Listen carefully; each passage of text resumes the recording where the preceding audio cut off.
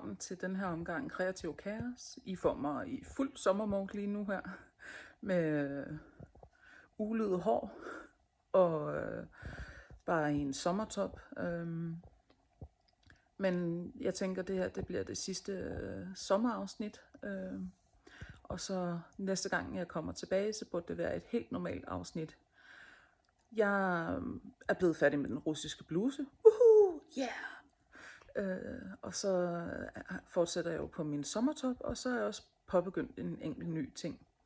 Så det tænker jeg vil vise jer i det her afsnit her.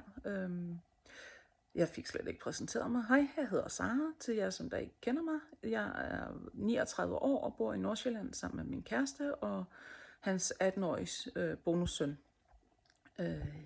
Jeg er førtidspensionist og er ellers aktiv med træning og vandgymnastik. Det er jo også træning, men forskellige former for træning. Og så er jeg med i et amatørteater, hvor jeg typisk laver lyd og lys. Jeg er også en enkelt gang med på scenen, men det har været 3 gange de sidste 10 år.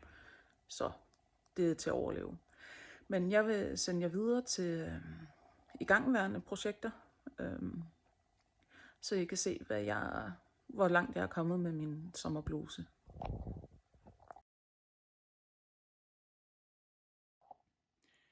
Så vil jeg gerne vise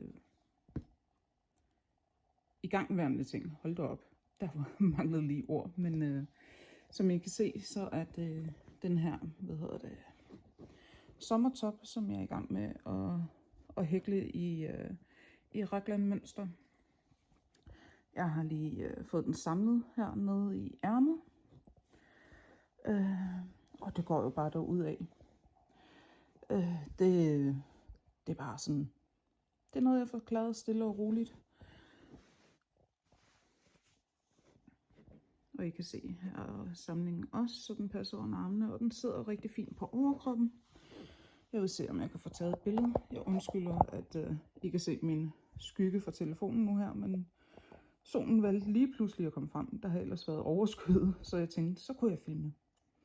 Men den ændrede lige mening, solen. Men ja, det er så langt, jeg er kommet. Lige sat af til kroppen efter raglanen. Så der er noget vej endnu, men det går stille og roligt, og det skal nok komme. Jeg er i hvert fald godt tilfreds. Nu kan jeg se, der lige har gemt sig et stykke grøn snor. Og ja, det er jo en, man skal have en top på indenunder, men det generer mig ikke. Det var bare mere for at føle mig lidt dækket, fordi det kan jeg godt lide at gøre. Så den bliver stille og roligt færdig, og ja, jeg tager det helt med ro. Jeg er i hvert fald glad for at have noget at lave, når jeg er i gang med den. Ja. Jeg vil nu sende jer videre til nybegyndte ting, som jeg er påbegyndt siden sidst. Og det er et enkelt par sokker, som jeg er gået i gang med siden sidst. Så der vil jeg sende jer videre.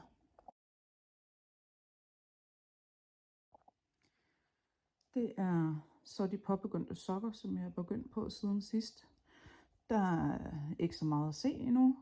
Det er et par sokker til min søster, da hun elsker at rende rundt i hjemmestrikkede sokker.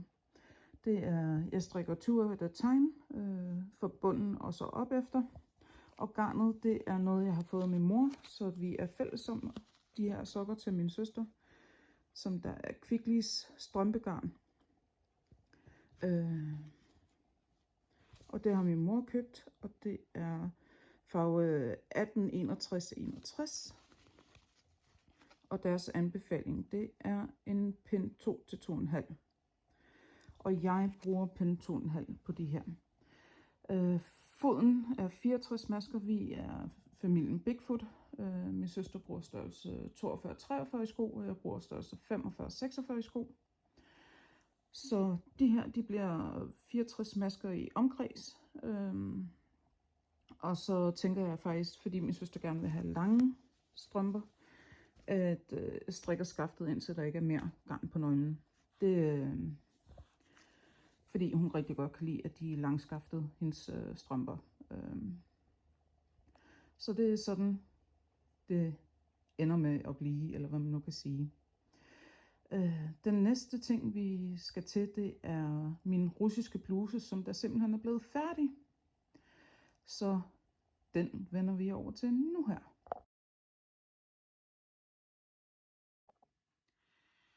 Jeg er som sagt blevet færdig med den russiske bluse, og vil nu vise jer den. Jeg vil prøve på at se, om jeg kan lave en split screen, sådan at jeg herovre på den ene side kan fortælle om blusen og vise, og på den anden side, der kan I se billeder og små filmklip, der er lavet, hvor jeg har blusen på.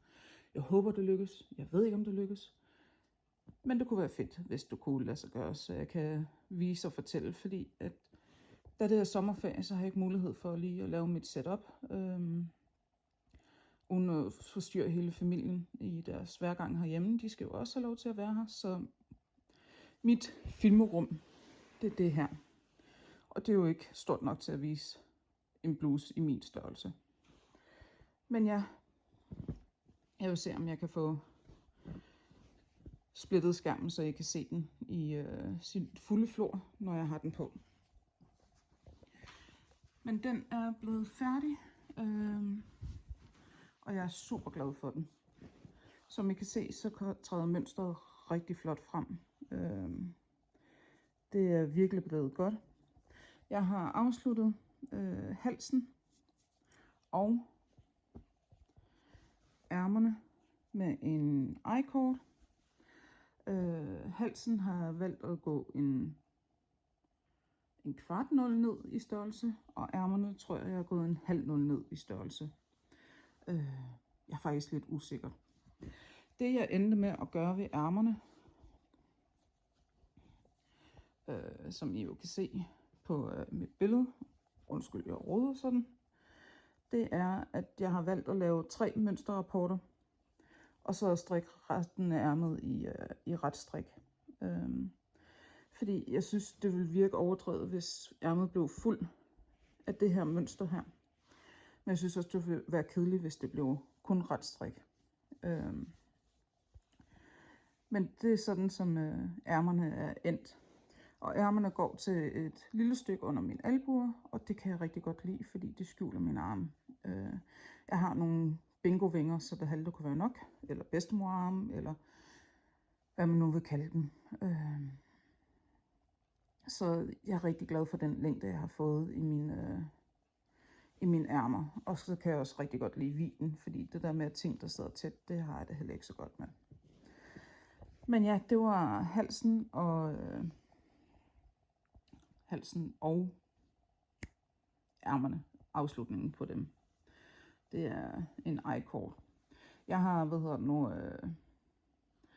jeg havde jo lavet forstykket her, 2 mønsterrapporter bredere. Og det giver en rigtig god effekt, at den her, den går lidt nedad, så den her, den faktisk er lidt forhøjet i forhold til bagstykket. Jeg valgte jo så, da jeg skulle sy den sammen, eller jeg har ikke syet den sammen, jeg har hæklet den sammen, at starte samme sted begge to, og så gå rapporter til rapporter, og så have de her 2 ekstra her, og så herfra, og så herover igen. Det var den måde, jeg gjorde det på. Jeg har valgt at hækle den sammen og ikke sy den sammen, og det er måske dovenskab, det er måske, ja, jeg ved ikke, hvad man skal kalde det. Jeg synes egentlig, det ser ganske fint ud, hvis man kigger på indersiden. Nu prøver jeg lige. Undskyld. Sådan. Hvis man kigger her på indersiden, så kan man også se det. Man kan også se mit skidt under neglene. Det undskylder jeg. Men ja, det er hæklet sammen herinde. Og jeg synes egentlig, det ser ganske fornuftigt ud. Det er ikke sådan noget, man bider meget mærke i. Ja, man kan godt se det. Det kan man godt. Men det ser ganske fint ud. Så har jeg også lavet en bund. Og det er, en ombukket kant. Jeg har samlet masker op hele vejen rundt. Og så lavede jeg en 15 masker lang i retstrik, og den er strikket rundt, hele vejen rundt, så også den går hen over syningen, eller hvor den er sat sammen. Så hele vejen rundt har jeg strikket 15 masker lang. Så har jeg lavet en, det hedder vrangmask, hedder det på dansk. Og så har jeg strikket 15 rækker, ikke masker, 15 rækker. Og så har jeg, valgt at hækle den fast på undersiden. Ikke hvor jeg stikker hele vejen igennem her, men hvor jeg samler en maske op for den anden side af, og så sætter den sammen med. Og det giver faktisk en elastisk kant. Og det fungerer bare super godt, synes jeg. Jeg er så glad for den, og den er dejlig. Den er jo som sagt lavet i strømpegarn, så det er ikke den mest praktiske at have på. Det er det ikke. Det er forkert at sige. Det er ikke den mest. Den kan jeg ikke have på her om sommeren, men jeg glæder mig til, når det bliver køligere, så kan jeg have den på. Og det er nok ikke sidste gang, jeg laver en model eller den her, men jeg tænker, at jeg gerne vil lave en i enten en bomuldsblanding, eller en hørblanding, eller noget i en naturlig fiber, som der er sommerlet, så jeg kan bruge den om sommeren, fordi jeg synes, mønstret er blevet så fint. Men jeg glæder mig også til at komme i gang med den bluse, som jeg har ledt efter i rigtig lang tid og fandt på YouTube, eller på Facebook, ved hjælp af nogle Facebook-grupper. Så det får jeg gået i gang med på et eller andet tidspunkt. Det bliver bare ikke lige nu her.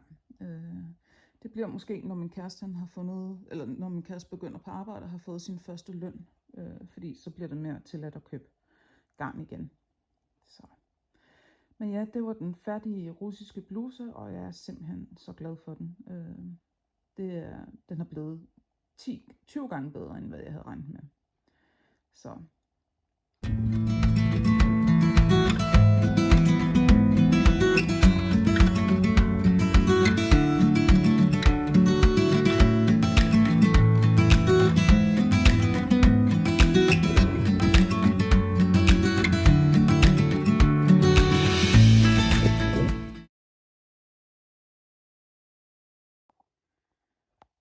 Inden jeg giver pokalen videre til Sara, som der siger på gensyn til jer, så det er godt at tale om sig selv i tredje person.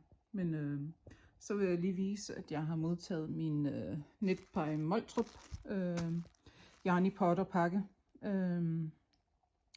Hvis I ikke har lyst til at se det, så kommer det til at stå hernede, hvor I skal hoppe hen til for at se slutningen af min podcast. Men jeg vil nu vise, hvad der er juli måneds